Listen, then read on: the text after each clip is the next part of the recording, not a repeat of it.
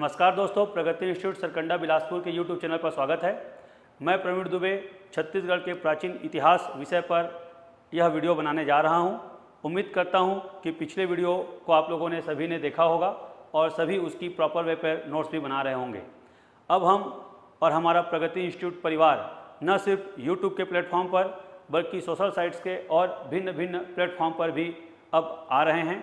हम दूसरे साइट्स पर, चाहे वो इंस्टा हो, ट्विटर हो या टेलीग्राम हो, उसका लिंक्स हम यूट्यूब चैनल के डिस्क्रिप्शंस पर आप सभी को प्रोवाइड कराएंगे। आप उन लिंक्स को क्लिक करके हमारे चैनल्स को ज्वाइन कर सकते हैं। आप क्यों ज्वाइन करना चाहिए, आप सभी को वो चैनल्स क्यों ज्वाइन करना चाहिए, इस पर मैं आपको बता दूं कि हमारे द्वारा जो भी ऑनलाइन क्लासेस यूट्यूब पर आपको उपलब्ध कराए जा रहे हैं, उन सभी का स्टडी मटेरियल्स उन साइट्स पर अवेलेबल कराया जाएगा। अतः आप हमारे उस चैनल्स को ज्वाइन करें और इन स्टडी मटेरियल्स को निःशुल्क फ्री में प्राप्त करें और अपनी तैयारी को सुदृढ़ता और धार प्रदान करें, ताकि आप आने वाली प्रतियोगी परीक्षाओं में अच्छा परफॉर्मेंस करके एक निश्चित पद को प्राप्त कर सकें, सफलता अर्जित कर सकें। आइए हम आज के इस टॉपिक पर चर्चा करते हैं। आज का टॉपिक छत्तीसगढ़ के प्राचीन इतिहास के अंतर्गत स्थानीय राजवंश से संबंधित है। स्थानीय राजवंश के अंतर्गत पिछले वीडियो में हमने नल वंश और राजर्षि तुल्यकुल वंश के बारे में पढ़ा था। आज हम स्थानीय राजवंश के अंतर्गत एक नया टॉपिक शुरू कर रहे हैं और वह नया टॉपिक है सरभपुरी वंश। सरभपुरी वंश। सरभपुरी वंश के बारे में जानकारी बताने से पहले मैं आपको यह बात सुनिश्चित कर दूं कि सरभपुरी वंश के संबंध में मेरे द्वारा पिछले जो वीडियो पढ़ाया गया था वाकाटक वंश, उसमें एक राजा का मेंशन किया गया था सरभ राज के बारे में। वहीं से इसका कनेक्शन प्रारंभ होता है। मैंने वाकाटक वंश में इस राजा का नाम लिया था। यदि आप सरभ राज के बारे में और वाकाटक वंश के बारे में कुछ और जानना चाहते होंगे तो हमारे इस वीडियो में दिए जा रहे आई बटन को क्लिक करके आप उस वीडियो को प्राप्त कर सकते हैं। सरभपुरी वंश का जो संस्थापक राजा है उसके संबंध में बात समझिएगा कि सरभपुरी वंश का संस्थापक राजा सरभराज है। सरभराज के नाम पर ही इस वंश का नाम सरभपुरी वंश पड़ा हुआ है। सरभराज या उसके बारे में जानने से पहले हम इसके संबंध में कुछ अदर्स बातें भी समझ लेते हैं, फिर हम सरभराज से आगे बढ़ेंगे। सरभपुरी वंश का जो काल अवधि है वह काल अवधि लगभग 5वीं सदी से लेकर के 6वीं सदी के मध्य में है। इसके अलावा इस वंश का जो प्रभाव क्षेत्र है वह प्रभाव क्षेत्र संबलपुर, रायगढ़, मल्हार, मुंगेली, दुर्ग और उसके पश्चात सिरपुर पर पड़ा। इनका प्रभाव क्षेत्र संबलपुर, रायगढ़, मल्हार, मुंगेली, दुर्ग और सिरपुर पर पड़ा, जबकि इनकी कालावधि 5वीं से 6वीं सदी के मध्य मानी जाती है। सरभपुरी छत्तीसगढ़ के प्राचीन इतिहास का एक महत्वपूर्ण वंश है। इसके संबंध में अब जानकारी देते हुए मैं बताना चाहूँगा कि इस वंश का जो नामकरण सरभपुरी वंश पड़ा हुआ है, इसके संबंध में इतिहासकारों में 2 प्रकार के मतभेद हैं। कुछ इतिहासकारों का मानना यह है कि इस वंश का नामकरण इस वंश के प्रथम राजा सरभराज के नाम पर रखा गया, जबकि कुछ इतिहासकारों का मानना है कि इस वंश की जो प्रथम राजधानी थी उसके नाम पर इसका नामकरण रखा गया और प्रथम राजधानी को कुछ इतिहासकार सरभपुर के रूप में चिन्हांकित करते हैं। परंतु यह जो प्राचीन काल का सरभपुर है वह वर्तमान का कौन सा स्थान है, इसको लेकर के विद्वानों में काफ़ी मतभेद है। कुछ विद्वान इस बात पर बल देते हैं कि प्राचीन सरभपुर वर्तमान का संबलपुर है, जबकि कुछ विद्वान इस बात पर बल देते हैं कि प्राचीन सरभपुर सिरपुर है।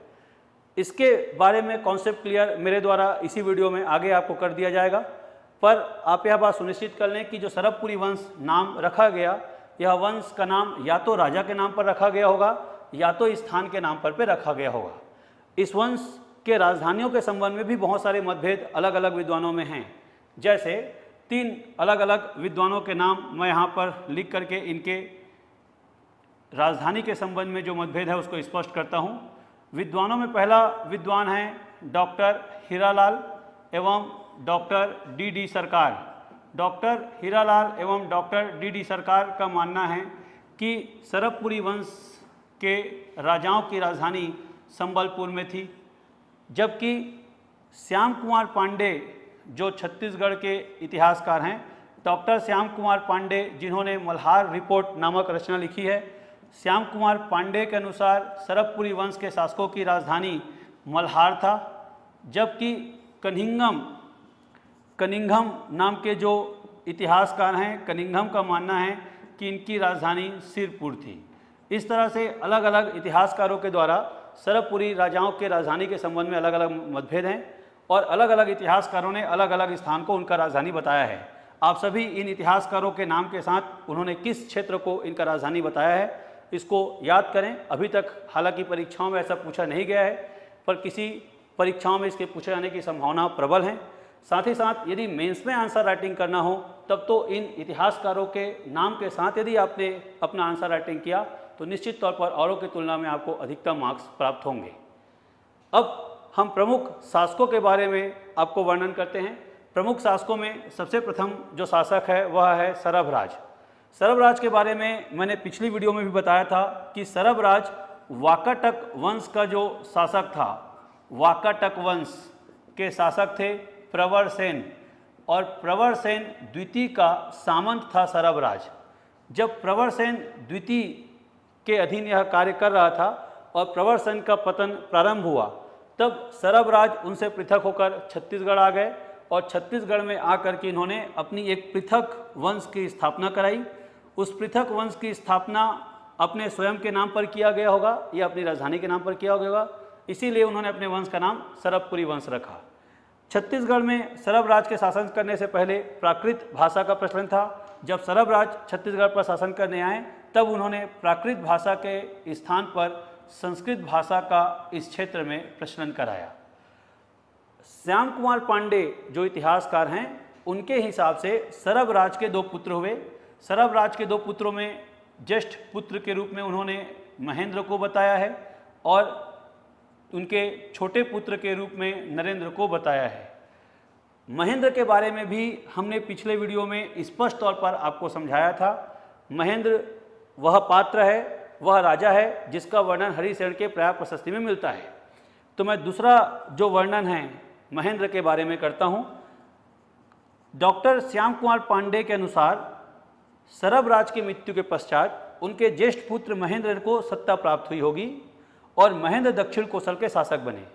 जब महेंद्र दक्षिण कोसल के शासक बने तब संभवतः समुद्रगुप्त का शासन भारतीय इतिहास में रहा होगा और समुद्रगुप्त ने जब छत्तीसगढ़ पर अपने दक्षिणापथ विजय अभियान के दौरान आक्रमण किया तब उन्होंने महेंद्र नाम के शासक को पराजित किया। वो महेंद्र, यही महेंद्र रहे होंगे, परंतु इसके संबंध में डॉक्टर श्याम कुमार पांडे किसी प्रकार का कोई साक्ष्य उपलब्ध नहीं करा पाते, इसलिए महेंद्र सरबपुरी वंश का ही था ऐसा कहना अतिशयोक्ति होगा, क्योंकि कालक्रम में भी हमको अनेक अंतर दिखाई पड़ते हैं। यह सिर्फ डॉक्टर श्याम कुमार पांडे के अनुसार ही माना जा सकता है।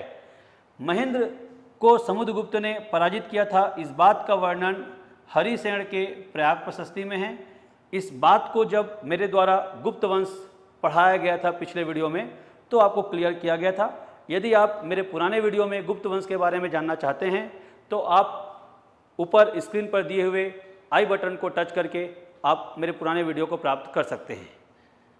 हरिशरण के प्रयाग प्रशस्ति में महेंद्र का वर्णन है, ये बात को हमने कहा, परंतु इसके बारे में हमारे पास कोई विशेष साक्ष्य नहीं है। महेंद्र के पश्चात इस वंश का जो राजा बना वह राजा है नरेंद्र। महेंद्र के मृत्यु के पश्चात नरेंद्र संभवतः शासक बने होंगे। नरेंद्र की जानकारी 2 ताम्रपत्रों से मिलती है। पहला ताम्रपत्र है कुरुद ताम्रपत्र और दूसरा ताम्रपत्र है पिपरदुला ताम्रपत्र।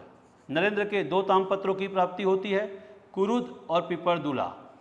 डॉक्टर श्याम कुमार पांडे का महेंद्र को सरबराज का पुत्र बताने के पीछे जो तर्क है वह तर्क पिपरदुला ताम्रपत्र है। कुरुद और पिपरदुला दोनों ताम्रपत्र हैं। पिपरदुला में नरेंद्र ने इस बात का उल्लेख किया है कि नरेंद्र सरबराज का पुत्र है। नरेंद्र सरबराज का पुत्र है और नरेंद्र 2 भाई हैं। इसी आधार पर श्याम कुमार पांडे ने महेंद्र को नरेंद्र का भाई के रूप में बताया है। मैं फिर से बात कर दूं, पीपलदुला ताम्रपत्र में नरेंद्र ने इस बात का उल्लेख किया है कि वह सरबराज का पुत्र है और नरेंद्र 2 भाई हैं, इसलिए नरेंद्र के भाई के रूप में महेंद्र को डॉक्टर श्याम कुमार पांडे जी ने बताया है। नरेंद्र का जो द्वितीय ताम्रपत्र है कुरुत ताम्रपत्र, उस कुरुत ताम्रपत्र में उसने स्वयं को रिपु शासित के रूप में बताया है। रिपु शासित का मतलब होता है शत्रुओं पर शासन करने वाला। तो नरेंद्र ने स्वयं को कुरुत ताम्रपत्र में रिपु शासित कहा है और नरेंद्र ने पीपलदुला में स्वयं को सरबराज के पुत्र के रूप में बताया है। नरेंद्र ने सोने के सिक्के चलवाए और सोने के सिक्के में उन्होंने गजलक्ष्मी का अंकन करवाया। सोने के सिक्के और उनके सोने के सिक्के में गजलक्ष्मी का अंकन था। गजलक्ष्मी कहने का मतलब हाथी और लक्ष्मी जी का चित्रण, लेकिन कैसा, तो हाथी के द्वारा सूंड में कलश को लेकर के लक्ष्मी जी को स्नान कराते हुए। गजलक्ष्मी में भी ऐसा चित्रण है कि गज के द्वारा अपने सूंड में कलश को लेकर के लक्ष्मी जी को स्नान कराते हुए सिक्का पर चित्रण किया गया है। चूँकि इनके सिक्कों पर गजलक्ष्मी का चित्रण है, इसलिए यह बात स्पष्ट होता है कि नरेंद्र का जो धर्म है वह वैष्णव है। नरेंद्र वैष्णव संप्रदाय को मानने वाले हैं। चूँकि वैष्णव संप्रदाय को मानने वाले हैं, इसीलिए उन्होंने जो उपाधि रखी वह उपाधि थी परम भागवत। तो नरेंद्र का उपाधि है परम भागवत। सरबराज, फिर हुआ महेंद्र, महेंद्र के बाद नरेंद्र। नरेंद्र के जो पुत्र हुए उस पुत्र का नाम था प्रसन्नमात्र। तो अगला शासक जिसके बारे में हम बात करेंगे वह है प्रसन्नमात्र। प्रसन्नमात्र के बारे में आप सबसे पहला और इम्पॉर्टेंट बात समझिए कि इस वंश का सबसे प्रभावी और शक्तिशाली जो शासक था वह प्रसन्नमात्र है। प्रसन्नमात्र इस वंश का सबसे शक्तिशाली शासक था प्रसन्नमात्र। प्रसन्नमात्र ने जो कार्य किए उसको पॉइंट वाइज मैं आपको समझाते चलता हूँ, आप ध्यान समझते चलिएगा। प्रसन्नमात्र ने सबसे पहला जो कार्य किया वह ये कि स्वयं के नाम पर उन्होंने एक नगर बसाई, और स्वयं के नाम पर नगर बसाई इसलिए उसका नाम रखा उन्होंने प्रसन्नपुर। प्रसन्नपुर वर्तमान का मल्हार कहलाता है, जो बिलासपुर जिले में स्थित है। प्रसन्नपुर मल्हार जिस नदी के तट पर स्थित है उस नदी का नाम है निडिला नदी प्राचीन काल में, जबकि वर्तमान काल में इसी नदी को लीलागर नदी के नाम से जाना जाता है। साथ ही साथ अरपा, शिवनाथ और लीलागर के संगम पर मल्हार जो जगह है वह बसा हुआ है। मल्हार को प्रसन्नमात्र ने अपनी राजधानी बनाई। इसके पहले इनकी राजधानी सरबपुर थी। प्रसन्नपुर को बसाने के पश्चात प्रसन्नपुर अर्थात मल्हार को अपनी राजधानी बनाया। साथ ही साथ वहाँ पर मल्हार में उन्होंने एक टकसाल की भी स्थापना किया। टकसाल कहने का तात्पर्य वह जहाँ पर सिक्कों की छपाई होती है। तो मल्हार को उन्होंने राजधानी बना लिया और मल्हार पर उन्होंने टकसाल की भी स्थापना करा ली। साथ ही साथ अपने साम्राज्य का विस्तार किया। साम्राज्य का विस्तार करते हुए इन्होंने पूर्व और पश्चिम दोनों क्षेत्रों में अपने साम्राज्य का विस्तार किया।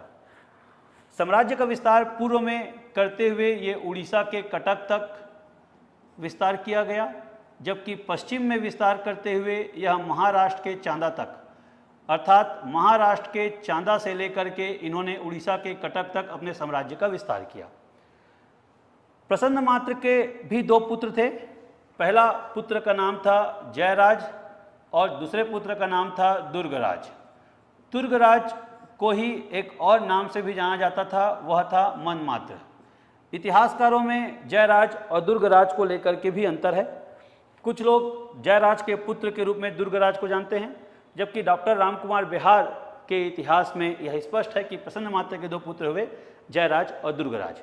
चूँकि जयराज बड़े थे इसलिए प्रसन्नमात्र के बाद अगला जो शासक बने वह थे जयराज। और जयराज के समय से इस वंश में एक नई प्रथा ने जन्म लिया, अपने नाम के सामने महा नामक उपसर्ग लगाने का। इसलिए इस राजा का नाम महाजयराज के रूप में जाना जाता है। महाजयराज ने अपने साम्राज्य का विस्तार मुंगेली क्षेत्र की ओर किया। तो महाजयराज के संबंध में पहला तथ्य जो है इम्पॉर्टेंट वह ये कि इन्होंने मुंगेली क्षेत्र को जीता और मुंगेली क्षेत्र को जीत करके उन्होंने अपने साम्राज्य का विस्तार किया। मुंगेली क्षेत्र को जीतने के संबंध में जो जानकारी प्राप्त होती है वह इनके द्वारा मुंगेली के एक ब्राह्मण विष्णु स्वामी को दिए गए भूदान से प्राप्त होता है। जयराज ने मुंगेली का एक ब्राह्मण विष्णु स्वामी को भूदान किया और भूदान प्रदान करके जो दान पत्र जारी किया, उसी आधार पर पता चलता है कि जयराज ने अपने साम्राज्य का विस्तार मुंगेली क्षेत्र में किया था। जयराज के मृत्यु के पश्चात अगला जो शासक बने वह शासक थे दुर्गराज। दुर्गराज का ही नाम है मनमात्र। मनमात्र या दुर्गराज ने अपने साम्राज्य का विस्तार मुंगेली से बढ़कर के दुर्ग तक किया। लोचन प्रसाद पांडे के अनुसार संभवतः दुर्ग नगर की स्थापना दुर्गराज ने ही कराया होगा। चूँकि अपने नाम पर उन्होंने इस नगर की स्थापना कराई, इसलिए उस स्थान का नाम दुर्ग रखा गया, दुर्ग नगर की स्थापना। परंतु इस बात का वर्णन लोचन प्रसाद पांडे जी के द्वारा किया जाता है। दुर्गराज या मनमात्र का दो पुत्र हुए, लेकिन जो अभी वर्तमान में हिंदी ग्रंथ अकादमी, छत्तीसगढ़ हिंदी ग्रंथ अकादमी के द्वारा जो बुक पब्लिश की गई है, उसमें दुर्गराज के 3 पुत्रों का वर्णन किया गया है।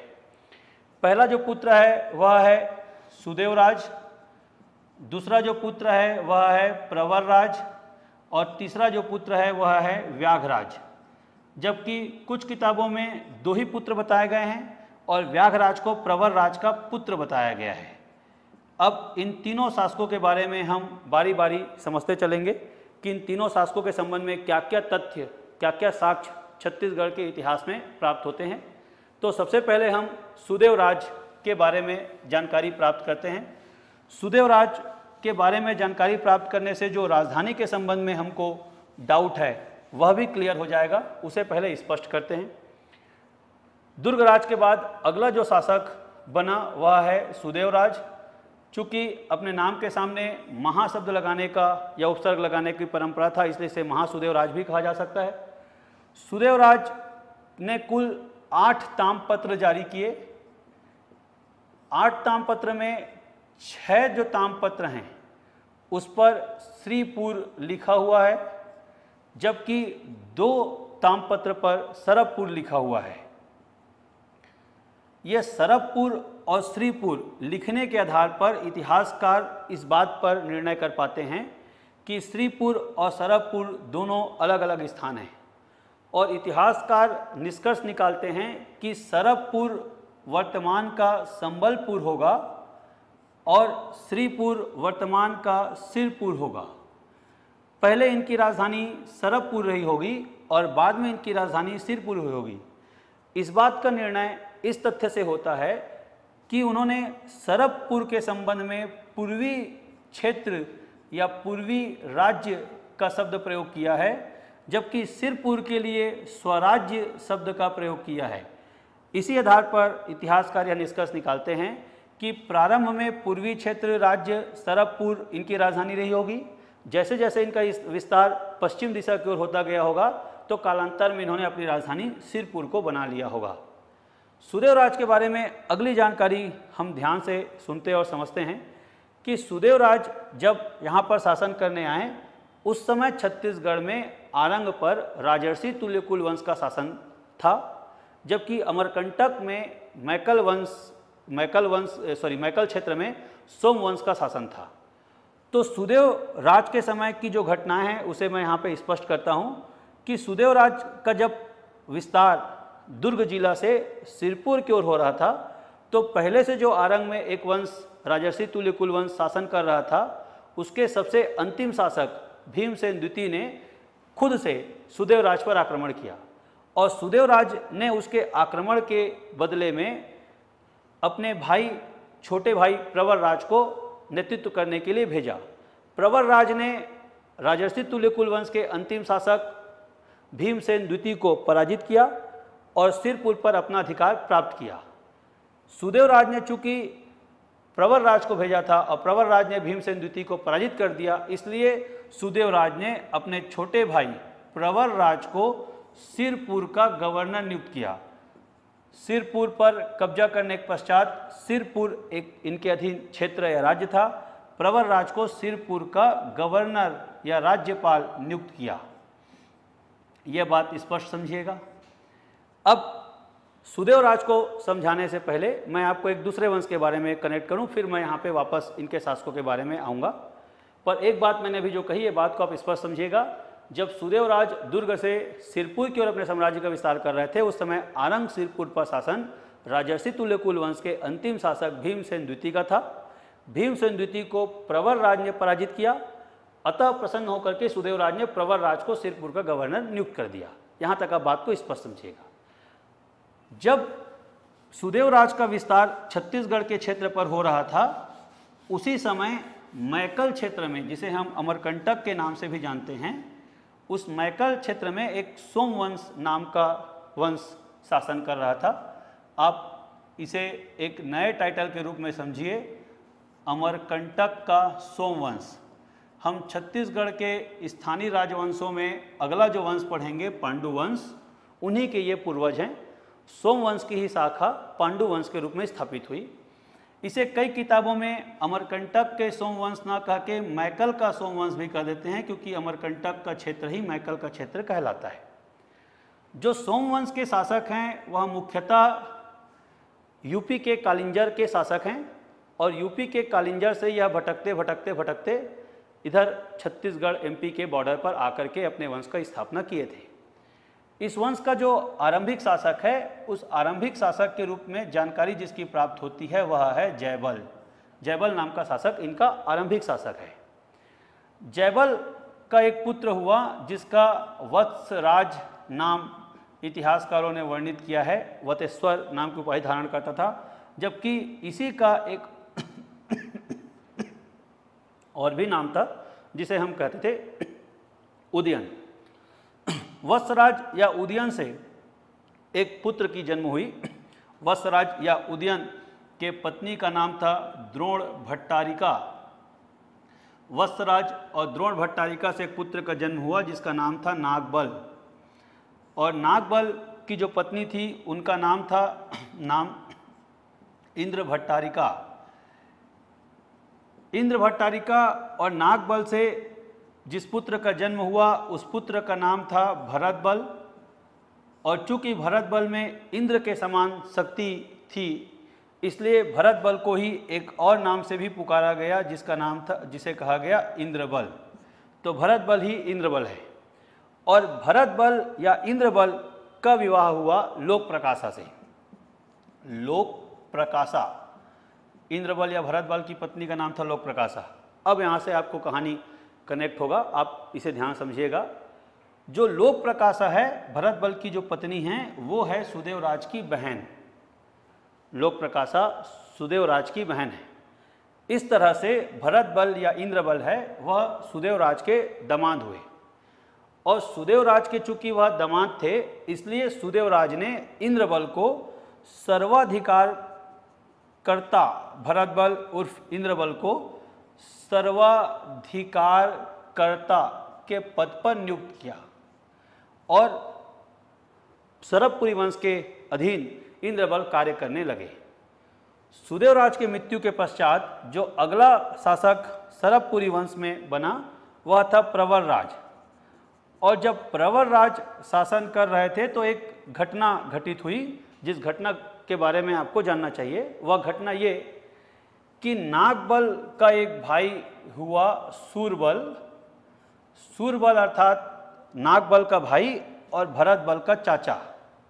सूरबल ने साम्राज्य विस्तार की लालसा में प्रवर राज पर आक्रमण किया और प्रवर राज ने सूरबल को पराजित कर दिया।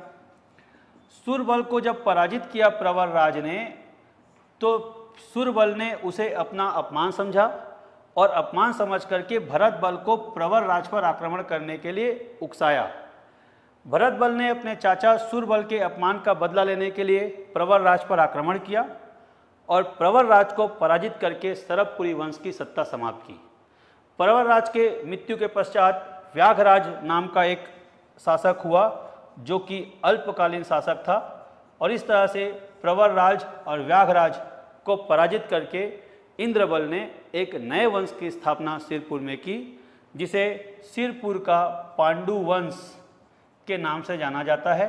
हम अगले वीडियो में स्थानीय राजवंशों के अंतर्गत सिरपुर के पांडु वंश पढ़ेंगे। सिरपुर के पांडु वंश के संस्थापक इंद्रबल या भरतबल हैं। चूँकि इंद्रबल या भरतबल पूर्व में स्वयं को सोमवंशी कहते थे और सिरपुर पे सत्ता स्थापित करने के पश्चात स्वयं को पांडुवंश कहने लगे। तो सोमवंश और पांडुवंश दोनों एक ही वंश हैं।